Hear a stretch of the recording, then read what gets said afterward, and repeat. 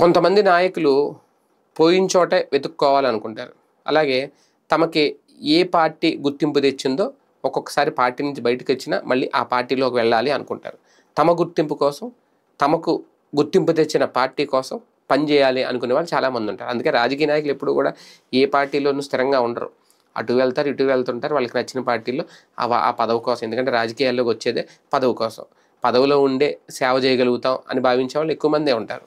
పదవిని ఆశించకుండా సేవ చేసేవాళ్ళు చాలా తక్కువ మంది ఉంటారు. అయితే ఇప్పుడు వైసీపీ నుంచి వెళ్ళిపోయిన వాళ్ళు చాలామందే ఉన్నారు. అటువంటి వాళ్ళలో ఇప్పుడు మళ్ళీ వెనక్కి వస్తున్నారు, వెనక్కి రావాలనే ఆలోచనలు చేస్తున్నారు అనేది ఒక ప్రధానంగా ఒక ప్రచారం అయితే జరుగుతుంది.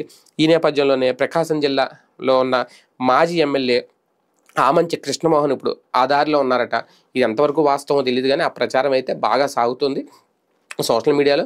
కానీ ఆమంచి వర్గం మాత్రం ఎట్టి పరిస్థితుల్లో ఆమంచి కృష్ణమోహన్ ఆ దిశగా నిర్ణయాలు తీసుకోవట్లేదు అని అయితే వాళ్ళు కూడా బలంగా చెప్తున్నారు. కాకపోతే ఎందుకు ఈ ప్రచారం జరుగుతుంది అంటే, ఆయన కూడా బలమైన సామాజిక వర్గానికి సంబంధించిన వారు. కాంగ్రెస్ టీడీపీ నుంచి 2019 ఎన్నికల ముందు వైసీపీలో చేరారు. వైసీపీ అధికారంలోకి వచ్చింది, కానీ ఆయన వాటం పాలయ్యారు.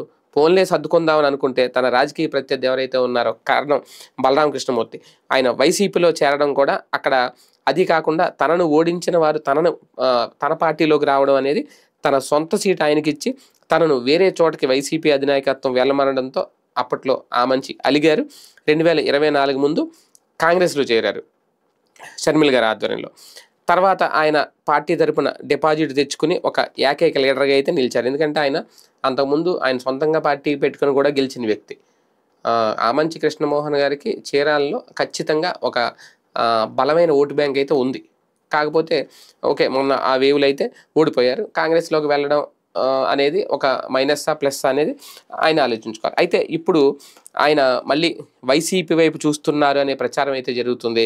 ఖచ్చితంగా ఆయన్ని కూడా మళ్ళీ వెనక్కి తీసుకురావాలనే ఆలోచన కూడా వైసీపీ చేస్తోందట. ఎందుకంటే ప్రకాశం జిల్లాలో మళ్ళీ ఆయన వస్తే కొత్త వెలుగులు కనిపిస్తాయి అనేది. ఒంగోలులో వైసీపీ రీజనల్ స్థాయి పార్టీ మీటింగ్ని తాజాగా వైసీపీ నిర్వహించింది. ఈ మీటింగ్లో అనేక మంది వైసీపీ నేతలు, ఇన్ఛార్జీలు పాల్గొన్నారు. ప్రధానంగా పార్టీ బలోపేతం మీద చర్చ సాగింది. ఈ క్రమంలో ఆమంచి మీద వైవి సుబ్బారెడ్డి ఫోకస్ పడింది అనేది ఒక ప్రచారం అయితే జరుగుతుంది. ప్రకాశం జిల్లాలో బలమైన నేతగా ఉన్న మాజీ మంత్రి బాలినేని శ్రీనివాసరెడ్డి ఇప్పటికే జనసేనలోకి వెళ్ళిపోయారు. దాంతో ఆ లోటుని భర్తీ చేసుకోవడానికి వైసీపీ చూస్తుంది.